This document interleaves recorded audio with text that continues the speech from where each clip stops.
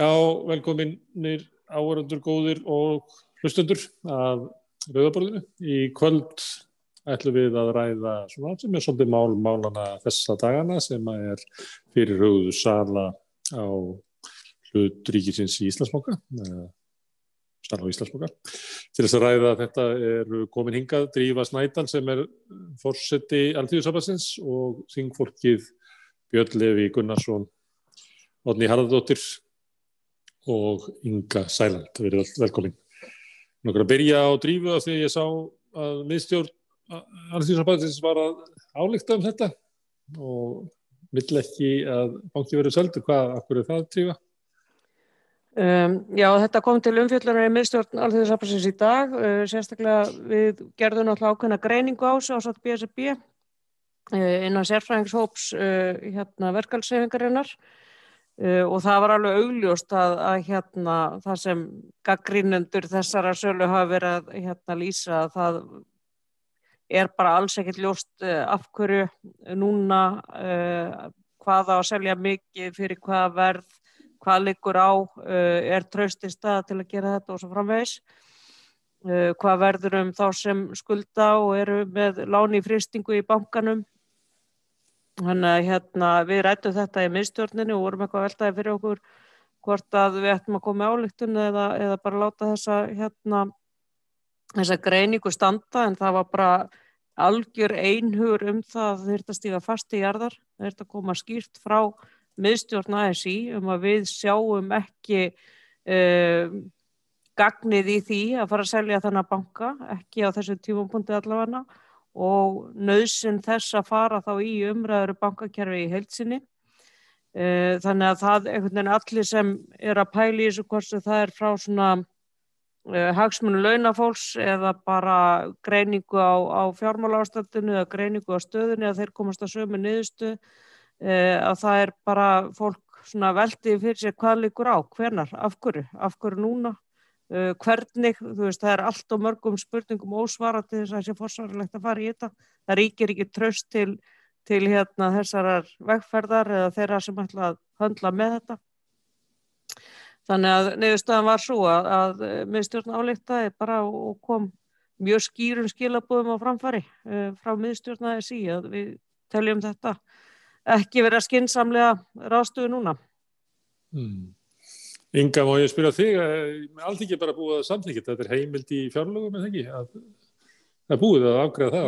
Jú, Bjarni búin að ráða þetta. Og þá var ekki bara við að selja 25%, það bara að selja alla bankan, það heimild frá Alþingi. Já, hann hefur heimild til að selja þetta allt saman, það yfirleitt á hverju ári þá þessi heimild endurnýjuð fyrir fjármálaráðherrann, og í þessu tilviki þá ræður hann þessu algjörlega nema hvað lítur á því að það svona ósýnilegu þröskuldur sem felst í því að fá svona umsögn eða svona athugasemdir ef einhverjur eru frá bæði efnahags- og viðskiptanefnd og fjárlaganefnd. Þannig að það skiptir faktist engu máli hvað við í stjórnarandstöðunni segjum og hvað varúðarráðstafanir við teljum að þurfa að líta til, hvað eina sem þetta mun fara í gegn.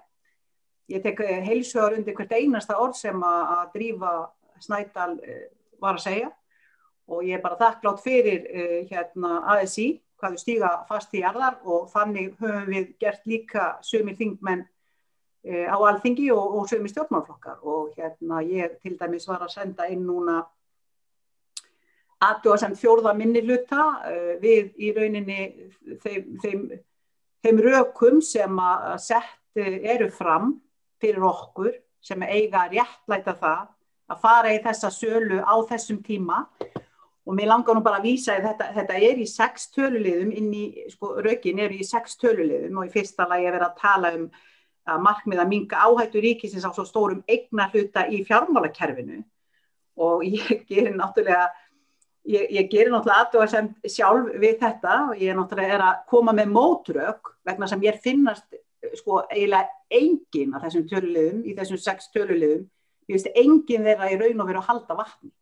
Bara þetta allt saman, ég bara skil ekki í rauninni hvaða tilgangi það þjónar að vaða í þetta núna í miðjum heimsfaraldri. Ég átta mig enga veginn á því, sér í lagi þegar við erum svo skaðbrennd og eins og Drífa réttilega bendir á, að traustið ekki bara til okkar stjórnmálamanna gjörsamlega niður í kjallara, heldur og líka til fjármálafyrirtækja sem hafa í rauninni kúa og píntókur algjörlega svoleiðis í drep að þau hafa ekki borið neina virðingu fyrir því hvort heldur að ræða heimili okkar eða neitt annað.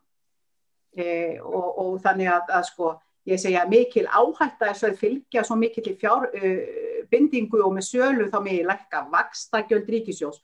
Ég veit ekki betur en að bankinn hafi ekki skilað öðrum eins hagnaði frá efnahagshruni eins og núna á þriðja ársfjórðungi árið 2020.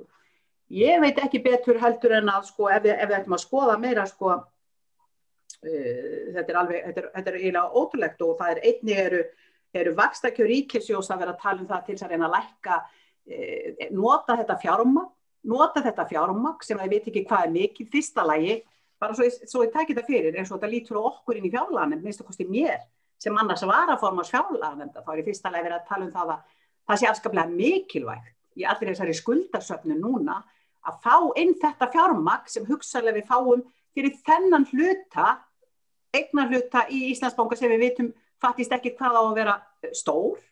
Við vitum þó að það er rauninni megin reglan af því að koma fyrirtækjum inn í til dæmis kauphöll. Það er að selja 25%, það er að 25% af félaginu fari í sölu og þannig að það yrði þó aldrei minna en 25%. En það gæti orðið hugsanlega meira og eina rökkonum eru líka þau að þetta er svo opbóðslega flottu tími vegna þess að okkur gekk svo vel með hlutabréfaútboðið hjá Icelandair að það var mun meiri eftirspurn heldur í rauninni væntingar og bestu mögulegu vonir stóðu til. Hvað þýðir það? Alveg eins og við vitum þá var það 90 milljarðar hreinlega í ríkisábyrgð. Ríki er að gangi ábyrgð fyrir það félag. Það sem verið að benda á núna það er að líka sko, þetta á ljóshraða þessi sala, við skulum átta okkur á því. Hún á slíkum ljóshraða að það engin möguleiki að kynna neitt af þessu fyrir erlendum fjárfestum eða erlendum bönkum. Það geta í rauninni engir komið að þessari sölu nema lífeyrissjóðir og þá kannski Samherji. Ég er að segja sko, það er í rauninni grátbroslegt að þurfa að horfa upp á það eina ferðina enn, núna til dæmis ætlaði að fela sig á bak við stjórnarsáttmála. Þeir hefðu tekið það fram og allir hefðu mátt vita það. Að þeir ætluðu í rauninni að reyna að rýmka til og losa eignarhluta ríkisins. Hvenær hafa þeir ekki gert það þegar Sjálfstæðisflokkurinn ræður völdu? Hvernig allir til dæmis hafi farið með þennan 13% eignarhluta okkar í Arion sem var seldur hér í febrúar 2018? Hefðum við tapað á því að eiga hann áfram? Nei, við höfum grætt á því. Hvernig var með í rauninni sölu á ríkiseignum almennt? Hvort sem það er CMS-verksmiðja, Síldarverksmiðja, Áburðarverksmiðja, Síminn, hvað eina annað sem er. Svo við vitum ekki einu sinni hvort við fengum nokkuð tíma greitt fyrir. Það ég allavega ekki séð einustu kvittum fyrir þeim greiðslum. Bankarnir áður sem voru þá einkavæddir í kringum 2002 og 2003. Hvað var það aftur þá? Inga, má ég spyrja þig að þú telur þetta allt saman upp. Ertu bara almennt á móti einkavæðingu að ríkisfyrirtæki séu seld? Nei, mér finnst í rauninni að ég hagræða það, Gunnar Smári. Það er þá að hagræða í þágu okkar sem eigum þessa hluti. Ef að við í rauninni eigum mjög góða möguleika á því til dæmis að draga inn erlenda banka, svo sem við erum með erlenda aðila inn í Arion og höfum við svo sem eitthvað séð að það sé að gera eitthvað fyrir okkur neytendur, fyrir okkur viðskiptavinni bankana. Nei, bara alls ekki. Sko það sem ég er að segja, þessi tími er algjörlega arfagalinn. Við erum í miðjum heimsfaraldri og engu einasta ríki eins og Alþýðusambandið bendir á, dettur í hug að fara að selja fjármálafyrirtæki núna í miðjum heimsfaraldri. Þetta er svo galið að hver einasta röksemd sem að ég ætla ekki að lesa alla mína athugasemdir við og er að setja inn núna með athugasemdir til fjármálaráðherra. En sko samnefnari við mína athugasemdir er einfaldlega þessi. Alla röksemdir fyrir að selja banka núna og hluti banka núna þegar hann er að springa peningum, þegar við gætum einfaldlega að skoða þann þátt að taka eitthvað af þeim 40,5 milljarði sem núna er inn í Íslandsbanka í umfram eigið fé og bíðu þar eftir því að sjá hvað eigendur bankans og stjórnin vil gera þessa peninga, hvort að hugsalega við getum tekið hlutan út í arðgreiðslum eins og til dæmis á 20-25 milljarða króna sem við getum haglega gert og átt bankan áfram og beðið eftir því Gunnar Smári hvenær í rauninni hagkvæmt að selja bankan. Þannig að ég segi einn banki, allt í lagi, hann stærri, Landsbankinn, við viljum eiga hann, við höfum talað að vera með bara gjörsamlega aðskilja fjárfestingu og viðskiptabankana algjörlega, við höfum talað samfélagsbanka, þetta búið að vera kallað eftir þessu í mörg ár, ekki bara á okkur, heldur bara mörgum öðrum og eflaust einhverju sem hér sitja með mér við rauðaborði, þannig ég að segja sko þetta bara nákvæmlega þetta. Það á að þjóðnýta allt tap endalaust, það á að endurreisa og var endurreist hér bankakerfi á kostnað almennings, en núna þá á að einkavæða hagnaðinn sem við erum búin að vera að byggja upp á þessum árum. Það skömm að þessu og þetta heldur ekki vatni, það ekki flóknara en það. Ok, Björn, þú situr með Ingu í fjárlaganefnd og þetta kemur til ykkur meðferðar hjá ykkur. Munuð þið kalla eftir umsögnum í samfélaginu til þess að ná fram hverjir vilji annarra en Alþýðusambandsins til dæmis? Já, það bara þannig með umsögnarferli svona þingmála yfirleitt að hver sem getur sent inn umsögn. En nefndin nú að afgreiða þetta í dag og þetta þetta stutta ferli sem við höfum verið að tala sem að gera það verkum að þetta er alltaf flókið að kalla inn eftir umsögnum.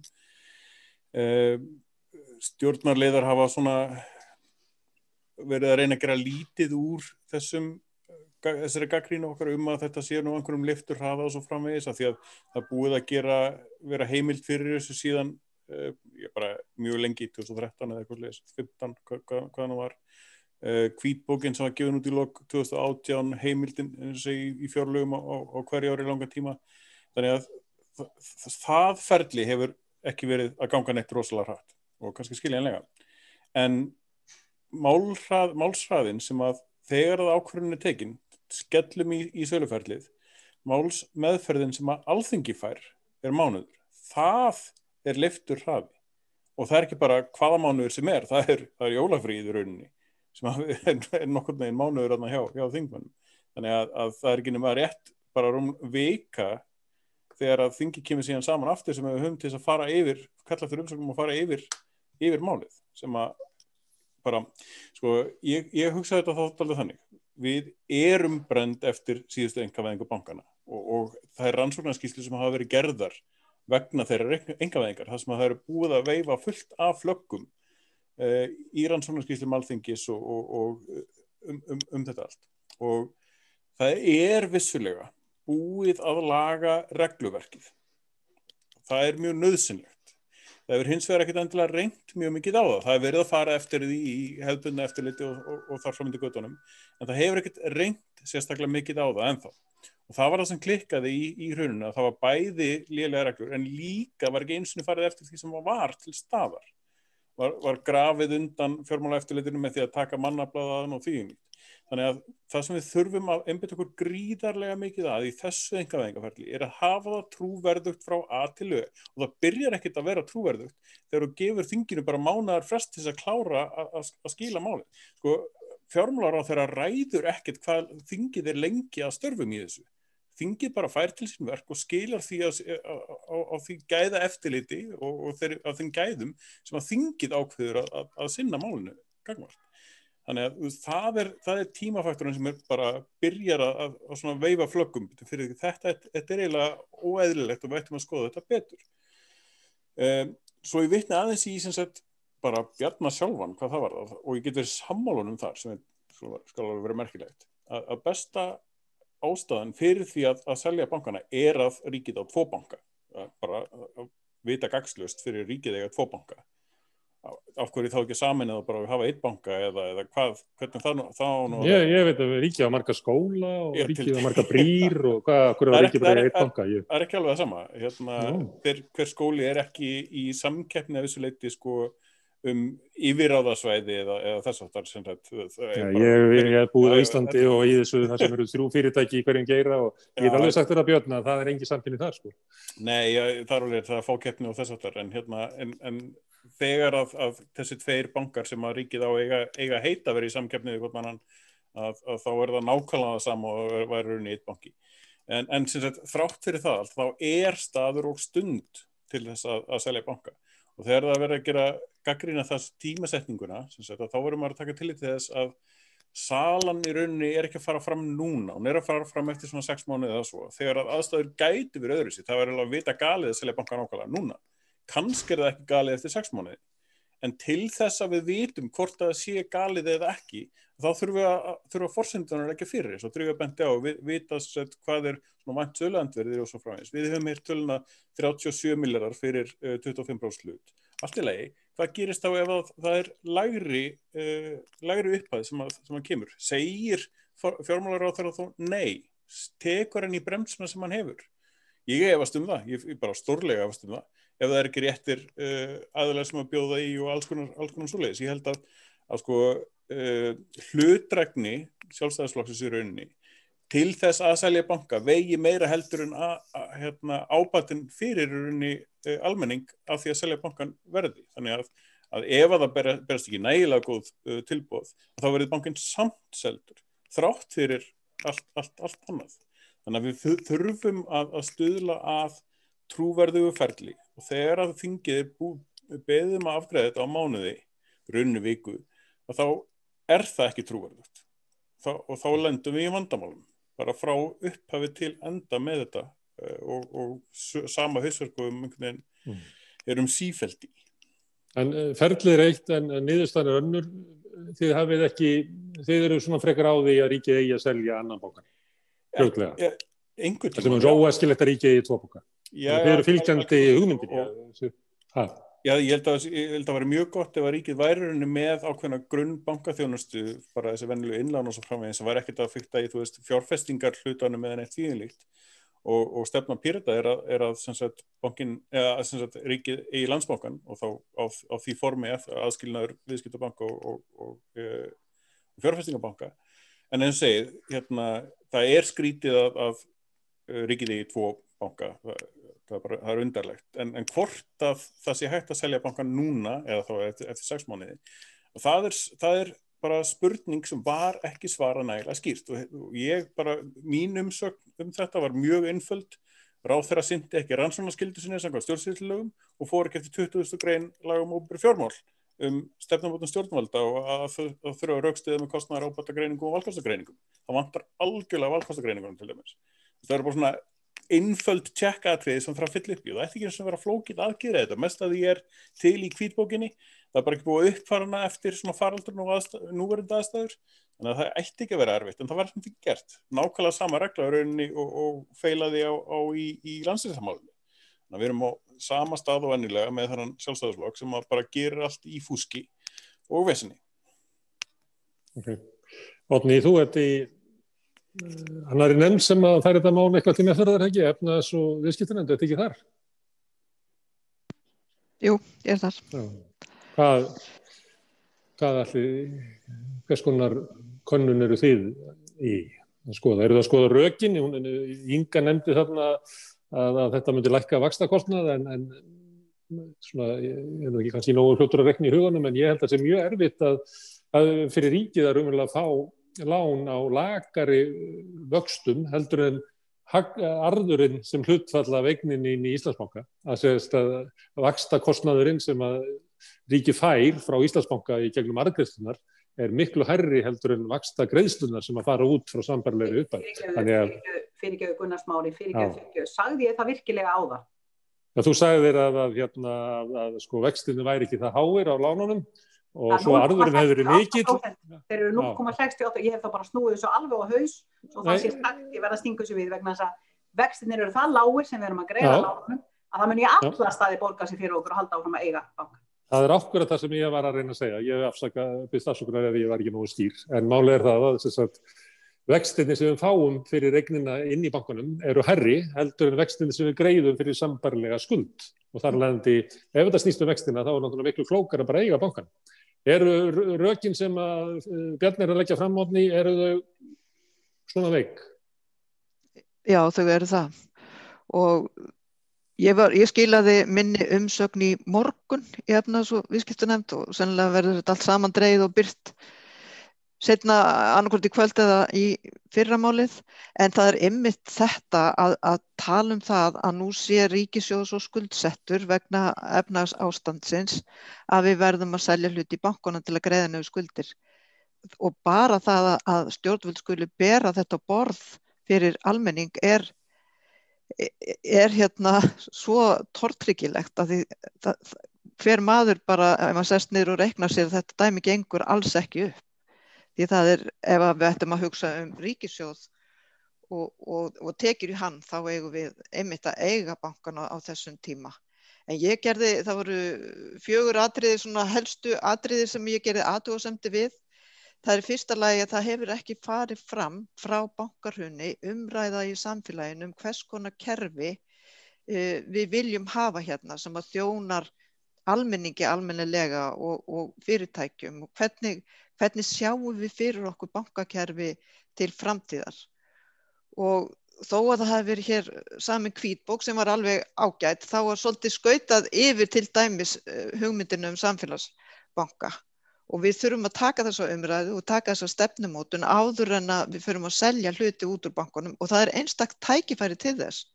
Það kom upp í hendurnar á okkur þegar við vorum með 2 og 3 bönkunum í fanginu, sko. Og við erum að spila frá okkur ákveðnu tækifæri með því að selja áður en að við erum búin að taka þessa stefnumarkandi umræðu og ákvörðun. Og þetta er mjög mikilvægur þáttur og sem að segir að það ekki tími til að selja banka. En ég sagði það líka 2016 eða hvað nú var sem að sjálfstæðismenn eru búin að tala mikið á Twitter að mér finnst aldrei vera rétti tíminn. Það allavega ekki rétti tíminn á meðan við erum ekki búin að taka þessar stefnumótandi ákvarðanir og umræður í samfélaginu. Af því bankakerfið skiptir svo miklu máli fyrir okkur öll. Það greiðslumiðlunin. Þetta eins og fráveitukerfið, mikilvægt fyrir okkur. Þannig að það eðlilegt að það fari fram almenn umræða áður en að við látum til skara skríða. Síðan bara þessi mikla óvissa sem að bætist við og sem að geri tímasetninguna núna svona fráleita.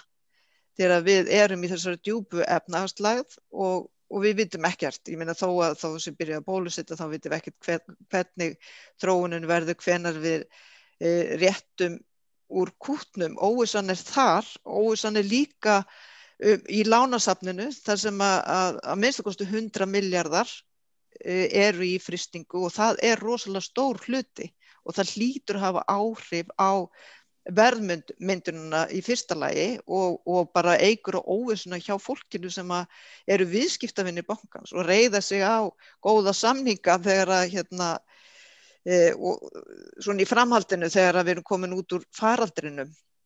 Síðan bara óvissan, bara hverjir það sem munu kaupa og þeir munu sjálfsagt vera með sína sjálfstæðu markmið með eignarhaldinu og hafa áhrif á eigendastefnuna og við vitum ekkert það. Og síðan óviss það hvað að selja stóran hluta í bankanum. Það sem í gögnunum það talað 25% lágmark og það vegna svo Kauphöllin setur það lágmark. Og þú getur ekki farið með félag þar inn nema að ætla að selja með 25% og það ekkert hámark vegna svo Kauphöllin vill það ekki heldur. Þegar hún segir ef það hámark þá munu erlendir fjárfestar ekki bara, það ekki ómarksins virði að fara að bjóða í einhvern lítinn hlut. Og þess vegna óvissa í plöggunum sem að við erum með frá bankasýslu og frá fjármála og efnahagsráðherra það bara hvað á að selja mikið en það kom fram í umræðinu í gær að meirihluti mun leggjast til að hámarki verði 35% og það megi enginn eiga meira eða kaupa meira en 2,5–3% þá leiði búið að takmarka mjög möguleika þeirra sem að bjóða í hlutin þannig að það hefur líka áhrif að vera með svona þrönga skorður þó að það hljómi ágætlega fyrir okkur sem viljum dreift eignarhald á bönkunum. En síðan þriðji þátturinn samkeppnin og við erum með 3 stóra kerfislega mikilvæga banka. Það skiptir engu máli fyrir samkeppnina hvort við seljum einn þeirra eða ekki. Þetta bara kerfislega mikilvægar stofnanir og öll einkenni eins og samkeppniseftirliti bendir svo vel á í sinni umsögn. Öll einkenni eru það er fákeppnisumhverfi í þessu, á þessum vettvangi og lántakar hafa úr fáum kostum að velja. En bankarnir þrír eru hins vegar í lykilstöðu í samfélaginu og til þess að hafa áhrif á til dæmis atvinnustarfsemina. Og ef að líklegir kaupendur eru lífeyrissjóðir, það verður oft verið talað það að við þurfum fleiri fjárfestingarkosti fyrir lífeyrissjóði, þá eiga þeir í Arion banka. Viljum við þau eigi líka í samkeppnisbanka eða hvað? Eða skiptir það ekki máli að því það engin samkeppni á milli bankana. Þeir eru viðskiptavinir bankana og þeir eru líka keppinautir bankana í gegnum lán. Þannig það nú Oddný í mörgum af þessu fyrirtækjum sem eru 3 fyrirtæki í hverjum geira lífeyrissjóðirnir eiga bara allar hringinn. Já, en ef almenningur á banka í gegnum lífeyrissjóði þá ekki allt í lagi þegar eigi banka í gegnum ríkissjóð og arðurinn fari í samneysluna. Síðan það að lokum undirbúningi ábótavant. Það bara svo rosalega ábyrrandi að það verið að kasta til höndunum. Og það kemur fram auðvitað í tímasetningunum, við fáum engan tíma til þess að ræða þetta og velta þessu fyrir okkur. Ég satt að segja að þetta kom mjög flatt upp á mig, að þau skulle ákveða að fara með ferlið í gang. Ég bara hætti að hugsa þetta í mars. Þú veist, það var bara, já, og auðvitað. Ég meina, hverju þetta í huga að fara að selja bankahlutur núna í þessu óvissu ástandi, en það ekkert land að selja ríkiseignum þessa mundir. Og ég bara, að ætla að fara með alla þessu lausu enda og þennan slaka undirbúning út í sölu og ég verð að segja bara eins og að mér finnst þessi pressa frá stjórnvöldum fullkomlega óeðlileg og þó sé ekki nema bara það, þessi pressa og þetta undirbúningsleysi, það líklegt til þess að setja traustið á þeir sem að fara með ferlið á bankakerfinu og öllu saman niður og það nú lágt fyrir og við verðum líka að þó eins og hér hefur komið fram að það búið að laga regluverkið en það ekki búið að styrkja eftirlitsstofnanirnar. Það hreinlega búið að veikja fjármálaeftirliti með því að renna því undir Seðlabankann og það allavega í veikri stöðu núna sem að einhvern veginn að finna og slípa það til hvernig það á að vinna undir þessum nýju aðstæðum og samkeppniseftirliti þarf líka að vera öflugt til að geta haft almennilegt eftirlit með þessu stofnunum. En Hallbjörg, má ég aðspyrja, af hverju svona slakur undirbúningur? Það reikin eitthvað sem heitir Bankasýsla ríkisins og ég meina þetta ekki bara hennar svona megin verkefni, hún búin að vera til í 10 ár eða eitthvað, af hverju kemur þetta ekki betur undirbúið þaðan? Þetta bara Bankasýslan heldur á hlutabréfunum í 2 bönkum, velur í stjórnirnar. Gerir ekkert svo mikið, maður búin að ætla það að þeir getur svona að klára þetta svona eftir 10 ár, ekki sá sem að situr núna, hann búin að vera forstjórinn í 10 ár, af hverju hann ekki búin að undirbúta betur?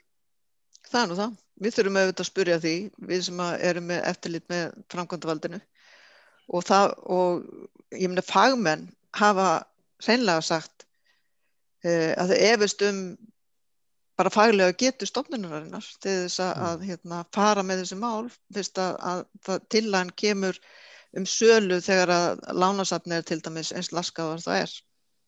En það virkar þetta á mig svona sem íbúa í þessu samfélagi sem pólitísk stofnun. Það eru Lárus Blöndal, trúnaðarvinur Bjarna Benediktssonar þarna formaður og svo Vilhjálmur Bjarnason, fyrrverandi þingmaður Sjálfstæðisflokksins sem að mynda meirihluta stjórnarinnar. Þannig að þetta vel stofnun sem undir stjórn Sjálfstæðisflokksins, með klættum að sagt.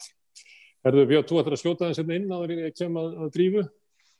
Já, Arnsteinn, mér langaði aðeins að fjalla þessa vextina og arðin og það. Og þetta stærra vandamál heldur en það. Ef að vextinir eru svona lágir eins og við erum að sjá, verða það, að þá arðurinn tímalaust betri hvað það varðar. En við vitum ekki hvort að það sé rauninni arðbærara að taka þessa fjárfestingu úr bönkunum til þess að setja í önnur félagslega hagkvæm verkefni. Við vitum það ekki, þrátt fyrir að við eigum að vita það. Það á að vera bara í fjármálaáætlun, á að vera svona forgangsröðunar listi með það sem okkur er sagt. Þegar hérna voðalega fínt verkefni sem hann gefur okkur þennan félagslega ábata sem metin út frá miklu stærra samhengi heldur bara vexti og svona hráum peningalegum forsendum. Það ekki gert og þess vegna vitum við ekki hvort að það sé í rauninni betra að taka eignarhaldið þarna úr bönkunum á móti þá lægri vaxtakostnaði eða setja það þá í sem sagt önnur félagslega arðbæra verkefni. Þetta rosalega stór galli einmitt á þessu sem ég benti á að það ekki verið að sinna rannsóknarskyldunni. Bankasýslan sinnir henni ekki sérstaklega af því að hún bara að láta vita okkur finnst núna að vera gáfuleg tíminn til að selja. Stjórnvöld eiga hins vegar miklu stærri skyldu í rannsóknarskyldu. Þau eiga að fara í gegnum alla hina möguleikana. Bankasýslan gerir það ekki, stjórnvöld gerir það og stjórnvöld eru ekki að gera það. Og síðan náttúrulega umræðan ríkisfjármál svona síðastlið ár út allan heim þannig að það eru búið að fáir sem að stilla hlutunum upp þannig að til þess að verja 35 milljörðum eða 37 milljörðum í félagslegar aðgerðir þá þurfum við að selja eigur eða ríki getur bara að prenta peninga til þess að gera þetta ef það vill. Einu svona rökin, svona efnahagslegu rökin væri það að selja þetta og fá erlenda gjaldeyri fyrir þetta og greiða niður erlend lán. Það eitthvað sem íslenskum krónum, það svona varasamt að líta svo á að þú verður að selja Íslandsbanka til þess að finna 37 milljarða. Allavega með við þær kenningar sem eru núna upp í ríkisfjármálum. En Drífa, Guðrún Johnson sem að tók þátt í að skrifa skýrsluna, sérfræðingahópsins Íslandsbanka, hún hefur lýst þessu svolítið þannig að þetta sé svo erfitt að selja banka núna vegna þess að ef þetta væri íbúð þá væri, man ekki hvernig hún lýsir svo alveg nákvæmlega, það eldur inn í stofu sem ekki alveg búið að slökkva og það fullt af reyk á ganginum og það svolítið erfitt að selja þessa eign og það náttúrulega tvennt sem að gerist þegar svona eign sett á markað, svona illa stödd út af þessum afskriftareikningi eða frystingu sem út af stöðu ferðaþjónustunnar. Annaðhvort færðu bara lágt verð eða það að þú færð einhverja eigendur sem eru að horfa á einhverju önnur verðmæti þarna heldur en bara svona venjuleg businessleg arðsemisjónarmið, heldur sjáðu einhvern svona, eru til að borga hátt verð fyrir alla þess óvissu vegna þess að þeir sjá einhvern auka hagnað í þessu til dæmis að veita sjálfum sér lán eða skræla bankana innan og selja einhverjum öðrum mann og raunverulega nota hann með öðrum hætti heldur en að reka hann sem svona venjulegt businessfyrirtæki. Þetta valkostirnir? Ekki eru lífeyrissjóðirnir geta varla verið þarna með í þessu? Nei, ég held að sé engin þrýstingur frá lífeyrissjóðunum að eignast banka, og ég veit að það engin þrýstingur frá almenningi heldur til að eignast banka. Þrýstingur kemur eitthvað staðar annars staðar frá. Þingmenn hafa leyft sér sumir að segja sér ákall eftir að selja hana banka. Ég veit ekki hvaðan það ákall kemur, nema þá frá hugsanlegum kaupendum. Það ekkert mörgum til að dreifa sem geta keypt banka hérna í Íslandi. Og þetta manni helst í hug stórútgerðirnar sem eru þau batteri hérna á Íslandi sem eru með eitthvað umleikis í vösunum. Á þess að ég ætla að slá því föstu, ég sem svona fulltrúi almennings að þá lítur þetta þannig út fyrir mér. Ég með að fara alla viðvörunarbjöllur í gang hjá mér eftir því sem að ég tala meira þetta, hlusta meira á þetta og svo framvegis. Við höfum ekki ennþá séð rökin fyrir þessu. Það eina sem liggur á núna að það eru alþingiskosningar í september og þá að selja bankann fyrir þingkosningar. Þannig að þetta bara hugmyndafræðileg sala á banka frekar heldur en nokkuð annað.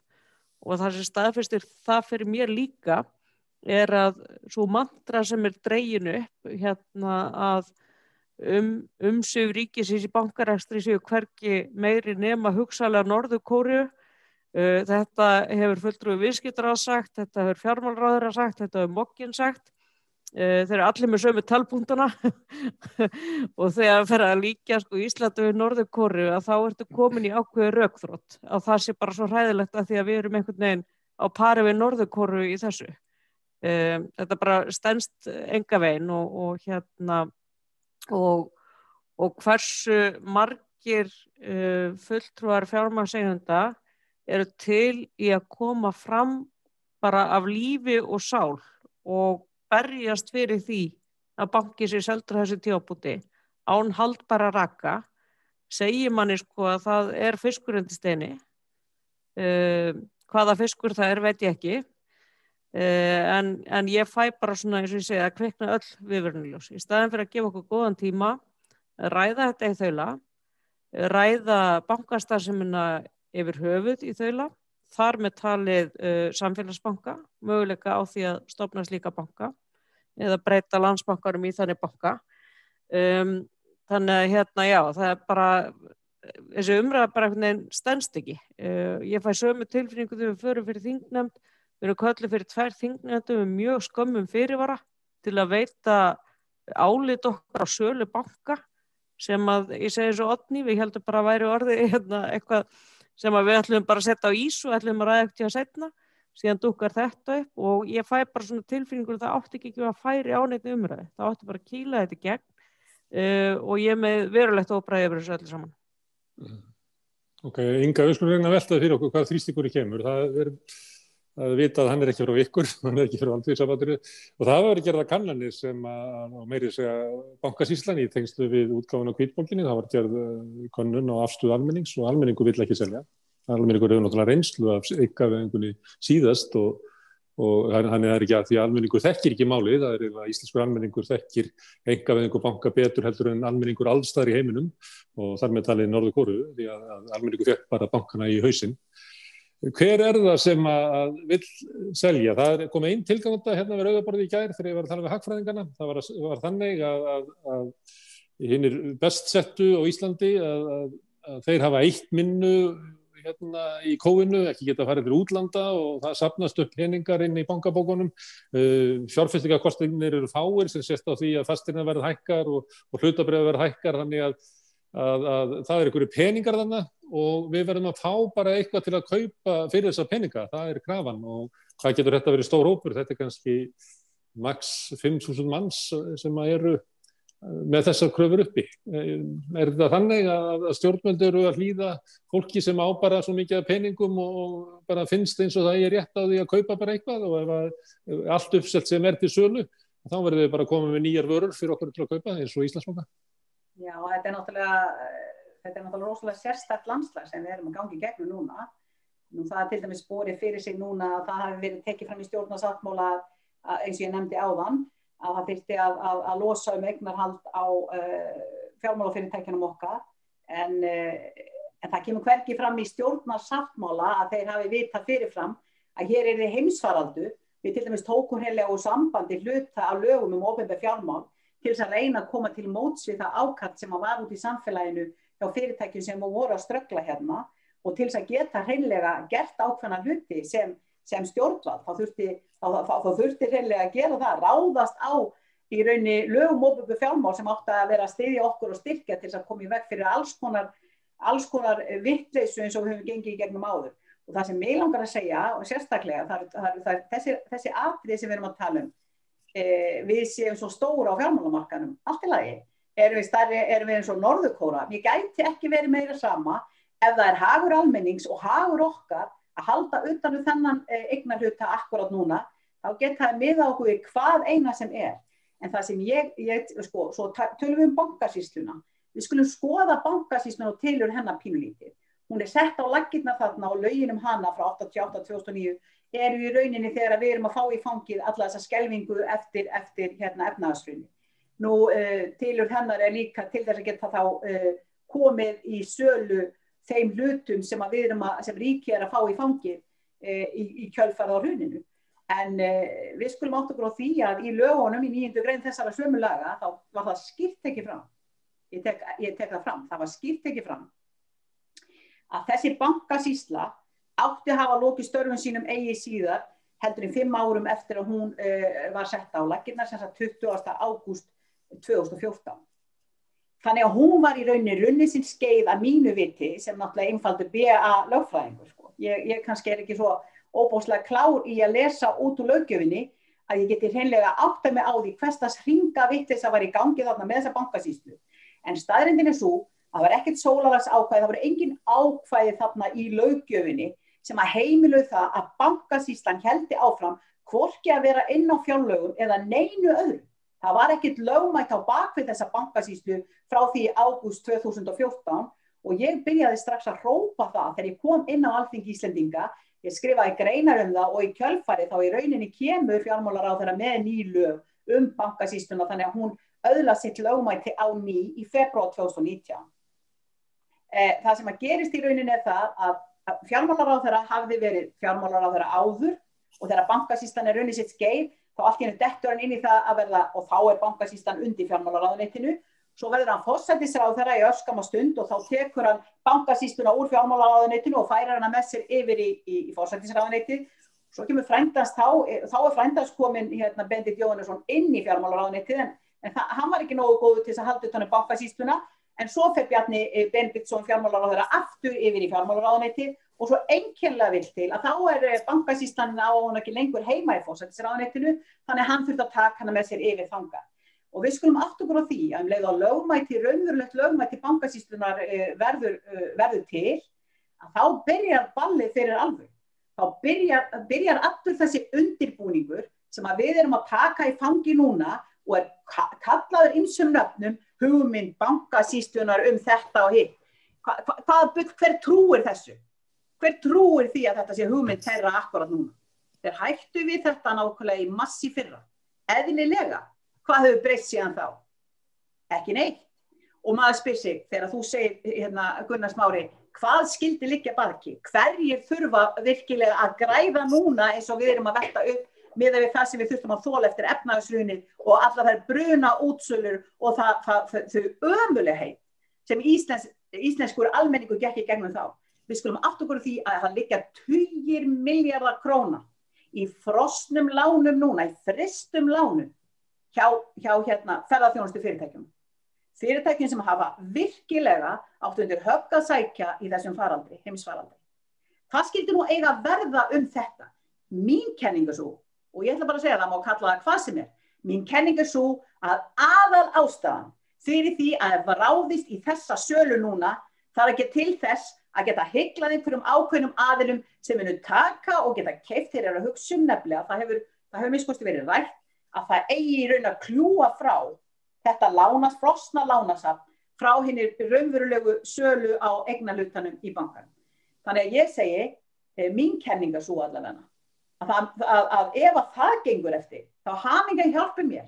Ef að setja 20 milljarða á bruna útsölu eins og við þekktum eftir efnahagshrunið og það hjá ferðaþjónustu fyrirtækjunum, þá vitum við það mun ekki vera neitt gefið eftir í innheimtu aðgerðum gagnvart þeim fyrirtækjum sem að búa við það ömurlegheit að einhverjir óprútnir aðilar og græðgispungar út í bæ hafa keypt hluti þeirra, lánin þeirra á einhverju útsölu. Þeir munu innheimta þau 150% eins og við almenningur í landinu þurft að gangi gegnum eftir efnahagshrun. Það engin spurning í mínum huga.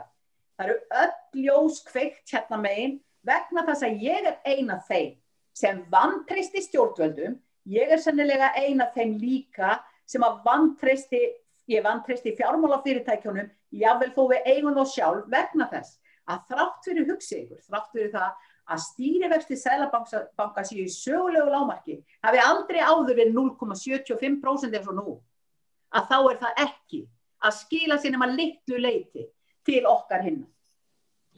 Og það var að lokum þetta að lífeyrissjóðirnir munu í þessu tilviki sitja hringinn í kringum borðið og veit fólk almennt hverslega skrýðalegi fjármunir það eru sem lífeyrissjóðirnir þurfa að fjárfesta fyrir hvern einasta mánuð ársins. Ríflega 17 milljarða króna og gerum okkur grein fyrir því að kröfurnar, ávöxtunarkröfurnar og sjóðin okkar, þær eru svo gjörsamlega út úr kúakorti með tilliti til í stýrivaxtana að ávöxtunarkrafa sjóðan okkar 3,5% hvorki meira en minna, á meðan að stýrivextirnir eru 0,75%. Þetta sko nákvæmlega allt þetta. Þetta allt einhvern veginn úr takti og mér finnst þetta bara ekki passa saman að einu eða neinu leyti. En bara lokum einn punktur. Flokkur fólksins að koma með frumvarp núna inn í þingið sem felur í sér það sem ég búin að vera að berjast fyrir nánast ekkert nánast frá þegar við komum á þing og hefur ævilega verið okkar stefnuskrá. Það að greiða staðgreiðslu af innborgun okkar í lífeyrissjóðin. Að gefa lífeyrissjóðunum ekki heimild til undanþágu og láta okkur greiða skatt við útborgun. Inga, við ræðum þetta kannski seinna. Við skulum halda okkur aðeins við bankann. Þetta bank. Já, ég veit, en við skulum kannski ræða þetta seinna. Það var svolítið varan á Þetta eru 70 milljarðar sem við fáum inn í staðinn fyrir að selja banka. Á kosningaári, að það 70 milljarðar. Þetta dottið út í kosningaræður, ég vörður til þess að passa það að það verði ekki dottið og mikið til kosningaræður. Þetta sannleikur sem ég að segja. Nei, alltaf leið. Ég skal ræða lífeyrissjóðakerfið seinna við Rauða borðinu. Ég tala strax daginn eftir kosningar. Já, ég skal bara bjóða þér með að ræða lífeyrissjóðakerfið.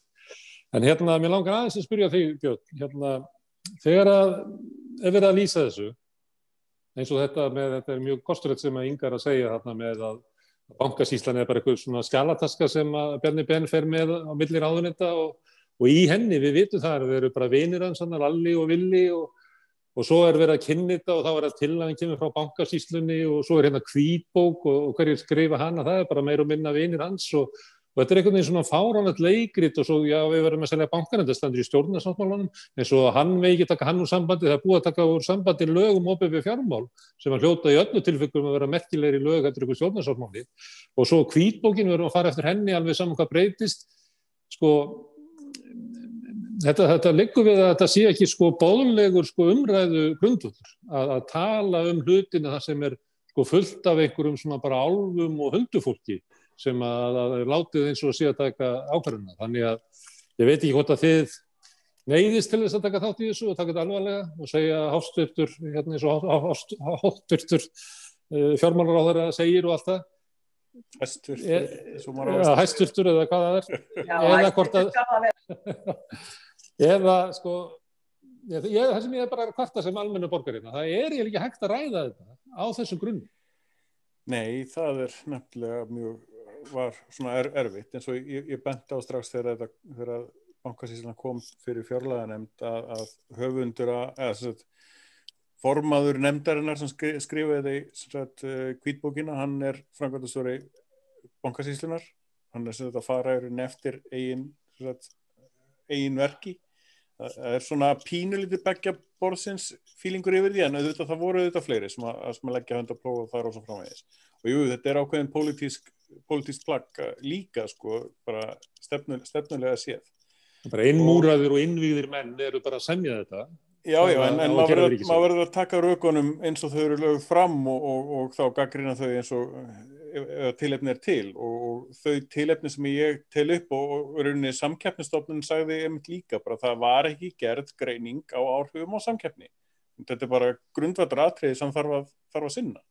Og eins og þau verið bent á með útreikningin á því hversu mikinn arður að koma, hversu arðsum þessi fjárfesting fyrir almannafé á móti arðsemi við að hafa lægri skuldir, á móti arðsemi við að hafa í öðrum félagslegum fjárfestingum.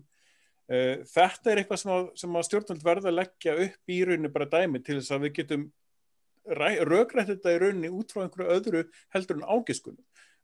Þegar ég kem með þessar athugasemdir, þá svörin alltaf, það ekki hægt að setja allt upp í Excel-skjal, en þau eru nákvæmlega ekki að gera það heldur, þegar þau eru að velja þessa leið til að fara. Það eru nákvæmlega litlar röksemdir fyrir því að velja þessa leið umfram einhverja aðra leið, þegar hvert undan hinar leiðinar, það er svo erfitt að setja þær í Excel-skjal. Þessi leið ekki heldur sett í Excel-skjal. Þetta alveg agalegt þegar að vera að reyna. Það sem ég að leggja til, Björn, að ástæðan fyrir þetta ekki gert. Ástæðan fyrir að rökin raunverulega ekki þarna. Það stóð aldrei til, vegna þess að þetta eru innvígðir og innmúraðir menn, raunverulega bara semja stefnu, búa til svona sæmilega afsökum fyrir að leggja þetta fram og vísa í þetta fram og tilbaka og sami maðurinn að vísa í sjálfa sig og þeir ætla að ná þessu í gegn þess að þeir náðu þessu í gegn í samningaborðið þegar stjórnarsáttmálinn var gerður og þeir ætla bara að sækja það sem að þeir eiga fyrir kosningar. Þess vegna eiginlega að tala þessu einhver ágall í þessu eiginlega að gefa þeim eiginlega of mikið vegna þess að það stóð aldrei til að það væri einhver alvöru rök í þessu. Nei, það það sem við hefðum átt að læra á landsréttarmálinu. Það var nákvæmlega það að bara ráðherra kom með það sem að gat kannski litið út fyrir að vera nægilega góð rök og voru allavega nógu góð rök fyrir hinaflokkana sem voru í meirihluta. Þau bara treystu ráðherra þá sem að koma að sjálfsögðu upp kafinu að rökin héldu ekki þegar að þau þurftu nauðsynlega að halda og þau þurfa alveg jafn nauðsynlega að halda í þessu. Og það dálítið merkilegt, svona, pælum aðeins í samt eign ríkisins á bönkum. Núna á ríkið þessar 2 banka og með ákveðna arðsemiskröfu á bankana. Vinsamlegast skilið okkur arði. Það þýðir ekkert annað heldur en óbein skattheimta þegar allt kemur til alls. Það þýðir ekkert annað heldur en að neytendur eru að borga hærri þjónustugjöld og svo framvegis til þess að bankin geti skilað arði til ríkisins. Miklu heiðarlegra væri auðvitað ef að ríkið væri að reka bankana árinni rekstrar grundvelli og að skattanir væru beinir í lögum ákveðnir á til dæmis færslur eða ýmislegt svoleiðis, tilfærslugjöld eða eitthvað þvíumlíkt. Í stöðunni sem við erum í akkurat núna erum við í pínulítið óheiðarlegri óbeinni skattheimtu í gegnum eignarhald á bönkum. Og það kannski önnur ástæða fyrir því einmitt að annarkvort selja banka eða þá að breyta þeim einmitt í samfélagsbanka þar sem að markmiðið ekki gróðamarkmið, heldur grunnþjónustu markmið. Og mér veist þetta alveg vanta svona einmitt eins og Oddný var að tala þetta samtal það hvernig við sinnum þeirri svona grunnþjónustu sem þarf að borgarar landsins þurfa að hafa. Það ekki með því að rukka óbeina skatta í gegnum bankakerfið, heldur með því að það sé gert á lýðræðislegan hátt og fulltrúar sem eru kjörnir til þess að ákveða það á einn eða annan hátt með lýðræði samráði gerir það en ekki einhverjir bankastarfsmenn sem að eru með svona tengst inn í gegnum fjármálaráðuneytið og bankasýslu og eru svona úr handarfjarlæði eða hvað sem þetta allt kallast. Við erum á þessum stað í surrealisma á því hvar umræðan Hún á svo röngum stað einmitt út af því að við fáum ekki röksemdir sem að standast af því að þetta einstaklega stór blekkingaleikur þegar allt kemur til alls. Ég byrst afsökunar, ég bara misti mig aðeins að því að maður stundum bara verður maður alveg gáttar á því hvað samfélagið okkar spillt og raunverulega þetta sem þið eru að lýsa hérna merki spillingu sem það að það eitthvað svona setup sem á að líta út eins og eðlileg stjórnsýsla en svo þegar hún aðeins skoðuð þá hún það bara ekki. Heldur hún bara sviðsmynd til þess að fela það að raunverulega verið að einkavæða bankann út af allt öðrum ástæðum heldur gefin upp og það eru alltaf annað fólk heldur en þið þannig eru á þingi eða almenningur eða sem að taka ákvarðanir það. Þannig að kannski ættum við frekar að vera að tala hvers konar bankakerfið ættum að vera en mér fellust allt í einu hendur. Að raunverulega það ekki tilefni þetta sem verið að leggja fram núna, tilefni til þess að taka fram alvarlega umræðu bankakerfið og kosti þess og galla að selja Íslandsbanka vegna þess að framlagningin snýst ekki það. Þið kannski vinnir við alla daga á þingi að standa frammi fyrir svona blekkingarleik. Má ég inn í þetta? Ég var að spyrja þetta er svona einskonar spurning til þín. Já. Við fengum 3 fundi í efnahags- og viðskiptanefnd og fjárlaganefnd til þess að ræða bankasöluna og umræðu í 8 klukkustundir í þinginu. Þegar að hollenska ríkið seldi banka fyrir ekki svo löngu síðan, þá var umræðan í hollenska þinginu, þá stóð hún í rúma 5 mánuði. Og ég held að og þetta lyktar alltaf spillingu og þess vegna svo mikilvægt fyrir okkur sem að getum auðvitað reynum við alls konar tilefni núna sem að gefast á næstu vikum, þá munum við auðvitað taka upp söluna á meðan ekki búið að ganga frá henni en það umræðan fyrir utan húsið sem að mun skipta miklu meira máli.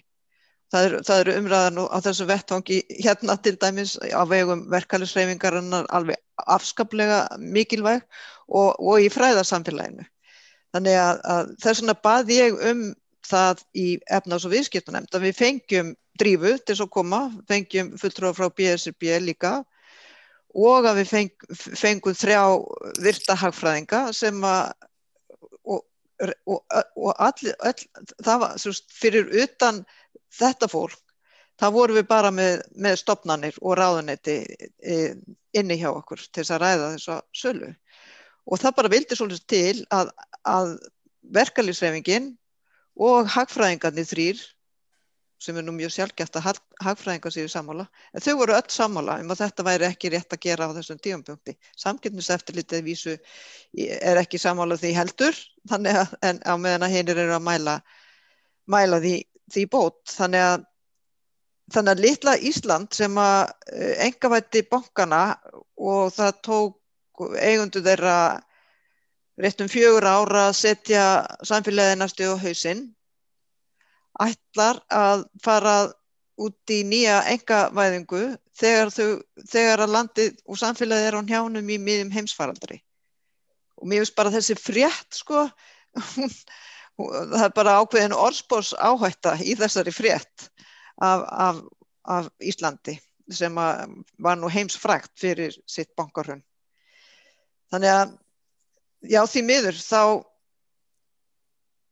þá er þetta bara svona og mér fannst það á umræðinu, ég veit ekki hvort þú fylgdist með umræðinu í þinginu, en þeir stjórnarliðar sem voru að tala fyrir bankasölunni voru ekki með nógu góð rök, voru meira að segja, meira svona, þú veist, af hverju ekki og þetta er í stjórnarsáttmálanum og eitthvað svona. En það kom engin svona, það var ekkert svona raunveruleika tékk, sko. Menn kíkti ekki út og athuguðu bara umhverfið. Ég meina, hvað er að gerast hér í efnahagsmálunum? Eitt atriði og það sem Björn er að segja að það var ekki búið að meta nægileg áhrif af þessar sölu. Hagræn áhrif eru ekki metin. Það er ekkert verið að skoða það ef að fjárfestarnir sem eru með þetta ríka fólk á Íslandi sem með alla þessa peninga og verður einhvern veginn að ávaxta þá. Ef að þeir fara með alla þessa peninga í bankastarfsemi en ekki eitthvað annað út í samfélaginu, hvaða áhrif hefur það? Og það verða auðvitað fjárfestingartækifæri þegar heimsfaraldurinn gengin yfir og það verður líka tilefni til að taka út mikinn arð frá bönkunum þegar heimsfaraldurinn gengin yfir og við þurfum á þeim arði að halda í samneysluna, það má líka horfa á það þannig, sko.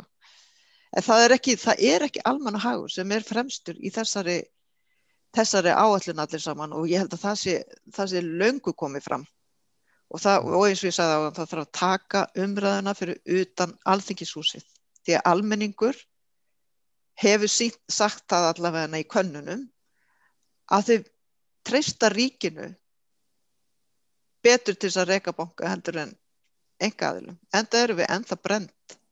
Það er svo stutt síðan að hruni var og með þeim rosalegu áhrifum á samfélagið. Já. Það getur verið erfitt að tala bankasöluna við svona hægrið, ef maður getur orðað þannig, það er að selja bankana og af hverju. Já, það er ríki á ekki að standa í bankarekstri og af hverju ekki.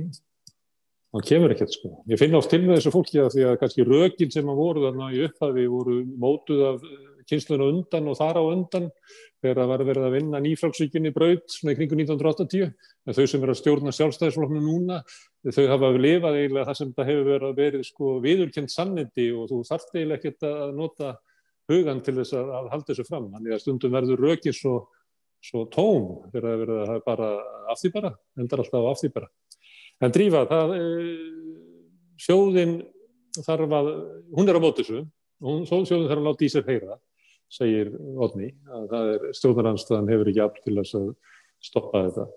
En okkar spyrja þig, er þetta það stórt mál að megi reikna með að sko þjóðin ætli að verja afstöðu sína, eða eru svona 70% af þjóðinni sem vill ekki selja eins og kannanir benda til.